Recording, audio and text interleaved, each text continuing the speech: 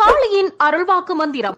பில்லி, சூனியம், ஏவல், செய்வினை கோளாறு, குடும்ப பிரச்சனை, தொழில் பிரச்சனை, கணவன் மனைவி பிரச்சனை, கணவன் மனைவி வசியம், குழந்தையின்மை, பேய், முனி கோளாறு, மார்பக புற்றுநோய், கர்ப்பப்பை புற்றுநோய், மஞ்சள் காமாலை, சர்க்கரை நோய் போன்ற நோய்கள் காளியின் அருளால் முழுமையாக தீர்க்கப்படும். மேலும் பௌர்ணமி, அமாவாசை நாட்களில் அக்கினி சட்டி எடுத்தல், சிறப்பு யாக பூஜைகள் மற்றும் மாதந்தோறும் கிடா வெட்டு அனைவருக்கும் வணக்கம். நம்மளுடைய சேனல்ல தொடர்ந்து வீடியோ பதிவுகள் கொடுக்க முடியாததற்கு காரணம் என்னன்னு பார்த்தீங்கன்னாக்க, நம்மளுடைய பீடத்தினுடைய கட்டுமான பணிகளும் கும்பாபிஷேகத்திற்கு உண்டான வேலைகளும் நடந்து கொண்டிருந்தது கடந்த ஒரு வருட காலமாக. அதனால பார்த்தீங்கன்னாக்க சரியான முறையில் உங்களுக்கு வீடியோ பதிவுகள் எங்களால கொடுக்க முடியல.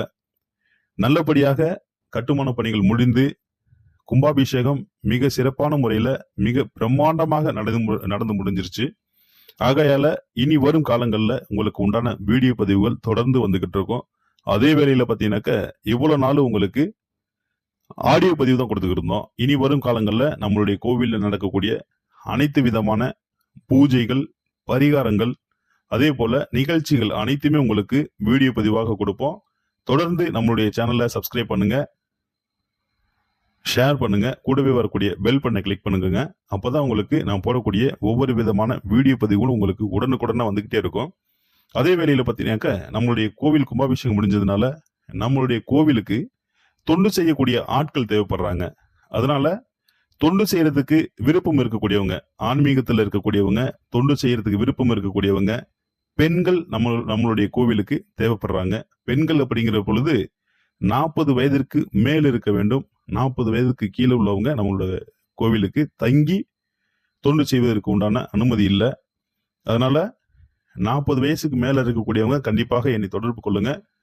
அதே வேளையில யாருக்கெல்லாம் நாம முன்னுரிமை கொடுக்கிறோம் அப்படின்னு பார்த்தீங்கன்னாக்க, ஆதரவற்ற நிலையில இருக்கக்கூடியவங்க, யாருமே இல்லாம கணவராலும் குழந்தைகளாலும் கைவிடப்படக்கூடியவங்க, அதே வேளையில பார்த்தீங்கன்னாக்க ஏழ்மைப்பட்டவங்க, அவங்க பார்த்தீங்கன்னாக்க ஒரு 40 வயதுக்கு மேல இருக்கக்கூடியவங்க, குடும்பத்தில் இருக்கக்கூடியவங்களா இருந்தாலும் பரவாயில்ல, உங்களுடைய குடும்பம் கஷ்டப்படக்கூடிய சூழ்நிலை இருந்துச்சுனாலும் நீங்க கண்டிப்பாக வரலாம். வந்து நம்மளுடைய கோவில்ல குடும்பத்தோட தங்கி நீங்க உங்களுடைய தொண்டுகள் செய்யலாம். உங்களுக்கு உண்டான ஊதியங்களும் நம்ம கொடுத்துருவோம்.